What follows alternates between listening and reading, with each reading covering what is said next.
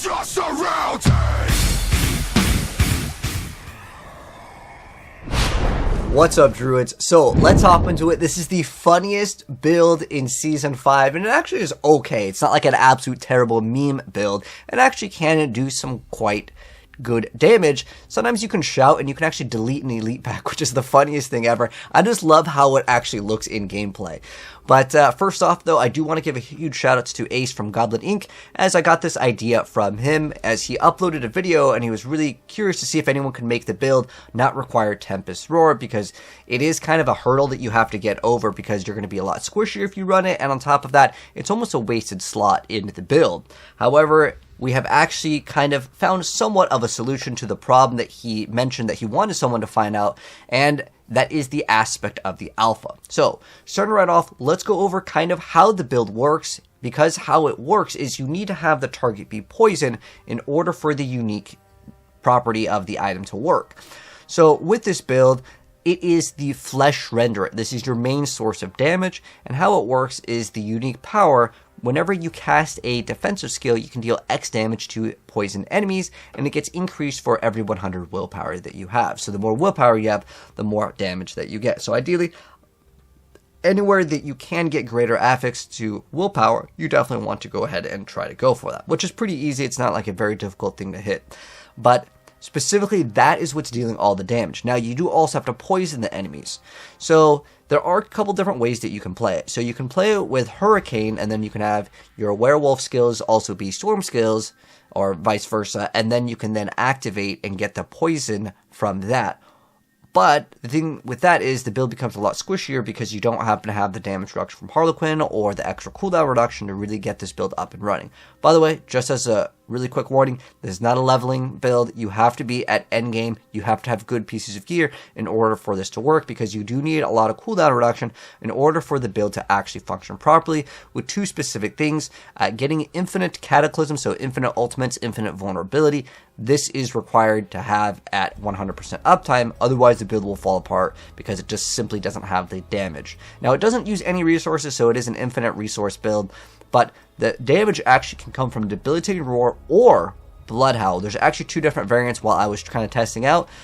You can actually run both. Mad Wolf's Glee will give you crazy amounts of attack speed, which will be the chest piece, but you don't really get a huge benefit from Blood Howl from extra ranks, but it's basically the attack speed that just goes and caps you out pretty much on attack speed if you decide to play the Wolf variant. Now, the Bear variant will give you more damage reduction, but you can actually alternate between both of these, and it's totally fine. It's up to you what you want to go for. I would say both of them are viable. It's just that you would then masterwork as far as the tempering. Instead of getting the Debilitating Roar, you would then get Blood Howl. So all your damage comes from Flesh Renderer's special ability. But how do we poison? So we actually have Poison Creeper automatically applying poison, as well as using the ability will also give you a giant like poison AoE. Now, another thing that's really cool is Aspect of the Alpha will actually work without even requiring you to push the rabies button. So this makes it so your wolf companions are werewolf companions, and they will actually spread rabies without you needing to push the button. Now, the thing is that in the Infernal Hordes, the density is quite big, so even if you were to manually activate rabies, sometimes there's other enemies that are kind of farther away that might not get activated from that, or even Hurricane. So one thing that's really nice with this build is the crazy amounts of clear speed that you get with Debilitating Roar. It pretty much covers the entire screen. It's crazy how big the AoE is on it. So now that I kind of got the intro out of the way, I want to go ahead and actually explain the skills and how they work.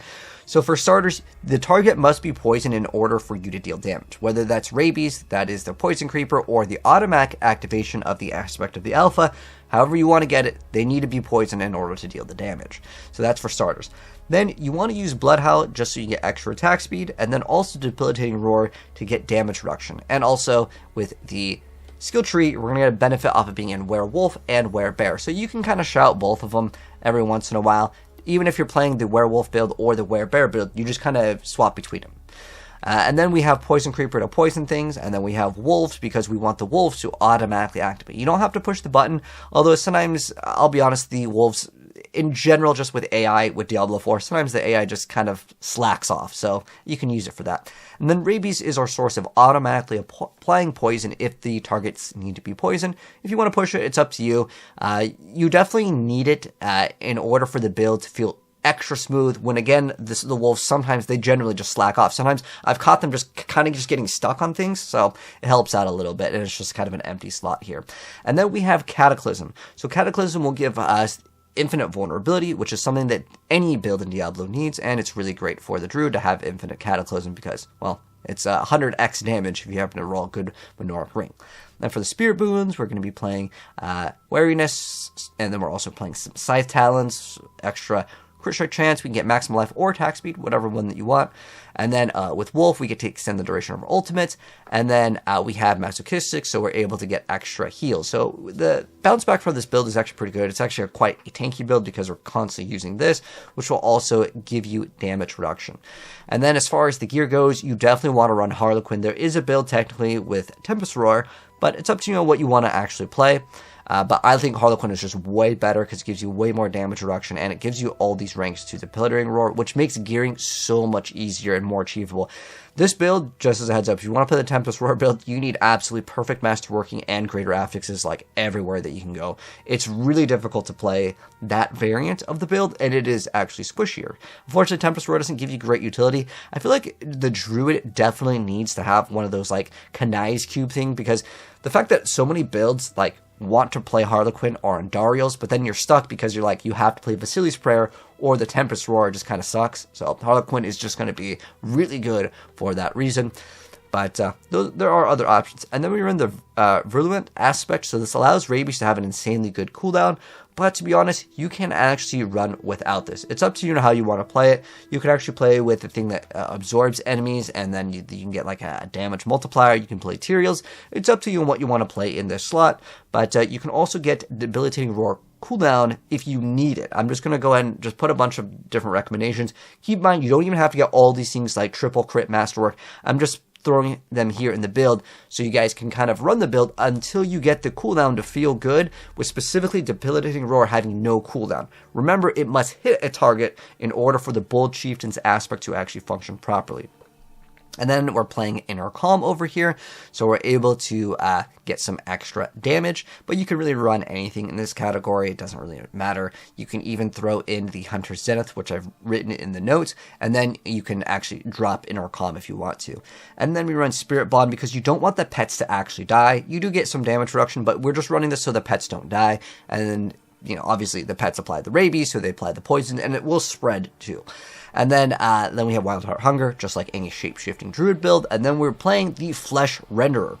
So this makes it so we can actually deal damage. Ideally, you want greater affix like willpower, cooldown reduction, ranks. Like, there's so many good things to hit on this as far as greater affixes or even masterworking. But I really like just getting cooldown reduction. Remember, it's any defensive skill. You can even throw in Bulwark. You can probably make this a Bulwark build. This opens up the doors to, in fact, a completely different build. But I just want to drop this one right now, and then we can start going to even more complex things with running like Earth and Bulwark. This could actually open up the doors to another build where you can maybe try to spam Bulwark, as Bulwark can actually deal damage as well when it, I believe, when it expires, which was like kind of like an older build when we had like the Bulwark Druid back in the previous season. So there is more potential for extra builds off of this, which is cool. Then we run the Bold Chieftain's aspect, and we want that in the amulet because it gives us a bonus, and it gives us like 3 seconds. And basically, as long as you get this cooldown to be this is the cooldown that you want. So it's doing something weird right now. Who knows if this will get like, you know, patched or nerfed. Maybe it's intended, I don't know. But basically it'll be 3 seconds, and then it changes to like 6 seconds, because this cooldown is normally pretty long, you'll see. But if you get a bunch of cooldown reduction, as well as getting the temper cooldown for Debilitating Roar, it's going to be much better. And obviously, that's how we're spamming it here, infinite. And then we also have Menorach Ring, and you definitely want more willpower. And then you can even get like % willpower in your amulet. But if you can get some of the good stuff, like in Venom, normally on the Druid, or any of the damage ones, that's totally fine. But like, if you need cooldown reduction, go for the cooldown reduction. That's the most important thing. You need 100% uptime and Cataclysm. I don't have every single one of these like perfect in terms of cooldowns, but I'm just mentioning them all in the slot because maybe you have really bad luck and you get really bad rolls. Eventually you can run this build again, it requires really good cooldown in order for the build to really feel good. And it's not just regular cooldown reduction. You also can get tempering cooldowns on Cataclysm as well as debilitating Roar. And then on the other ring, we are also running another ring, and you can get Cataclysm cooldown reduction there as well, but crit strike chance and getting crit damage, and then attack speed is kind of the normal thing on rings. And you can also run Hunter Zenith, because that will give you a bonus rank, so you get more damage. Depends on the rolls. I was trying out both. Both are pretty much the same. Like, it depends on your rolls, obviously. And then Aspect of the Alpha is definitely going to be good for this, and you want a offhand, so you can run the Flesh Render, because it's a one-hander. And then there's not really anything important that you really need to temper.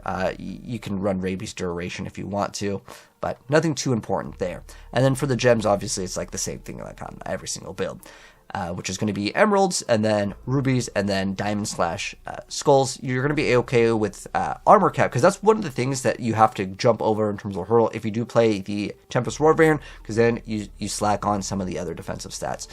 As far as the skills go, though, this is a skill tree. So for the first 2 points, it doesn't matter. The next section, I'll go ahead and make it a little bigger so you guys can see.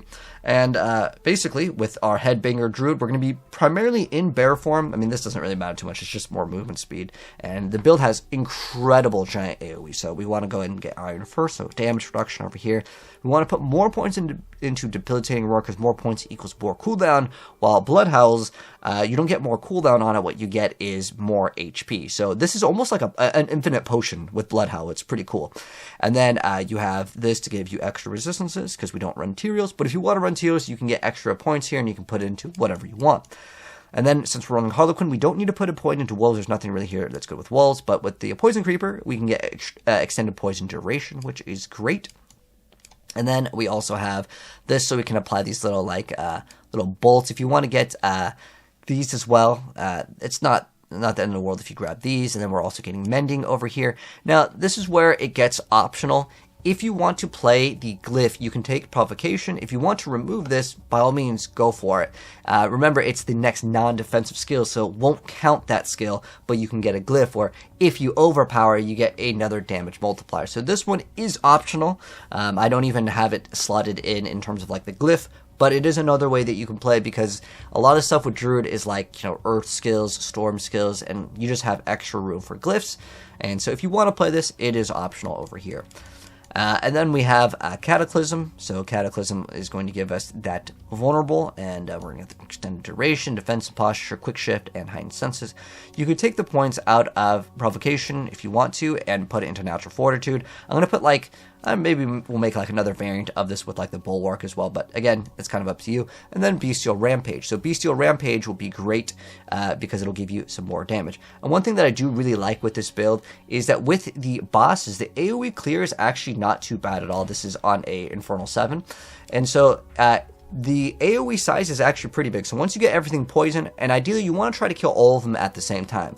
Don't expect to kill them within 30 seconds, but it's relatively okay, because you can actually damage all of them all at once, versus some builds, you have to kind of target one down, target the other one down. But it will take a little bit of time, but I think it's playable for sure. As far as the Paragon board goes, we're going to be starting out with Spirit, and then we're going to be moving into Tracker. So this is where we can get extended poison effects. So on bosses, the poison duration will be much better. And then we run Inner Beast with Werebear. And then we go into Ancestral Guidance with Fang and Claw. And then we also get Heightened Malice over here, as well as Thunderstruck with Electrocution. And then our final one is going to be Constriction Tendrils with Territorial, because we're going to be doing all that close damage, and we just can squeeze out a little bit more life. But yeah, very hilarious Druid build. Like I said, the boss time is really fast too. Considering at first I was thinking that this would be more of a meme build, but it actually surprisingly is not bad, and there are different things that you can increase your damage. In fact, I'm actually missing 20% of the damage, because it depends on your roll. This is the most important thing. The Flesh Render special power has a roll, and it can go to I believe I have 10,000 in mine, and it goes to 12,000. So ideally you get more damage on that thing. That's the thing that you want. But if you can get greater affixes on this, it's really pretty good, because you know, considering it's got giant AoE, it's pretty good. But if you do want the best Druid build, I'm going to recommend you guys my Storm Slide Druid, which I will also link down below. But if you've already played that and you want to, you know, mix it up, play something a little bit off meta that's not completely terrible, this is a pretty dang cool build. But anyways, thanks for tuning in, guys. If you guys enjoyed the video, drop a like on it. If you're new here, hit subscribe, turn the bell if you guys want to see an update to this one. And so I may try out some like Earthen Bulwark, and we can maybe even squeeze like kind of like another source of damage from this build. But anyways, catch you guys in the next video. Check the pin. I'll have all the links for you guys. Peace out.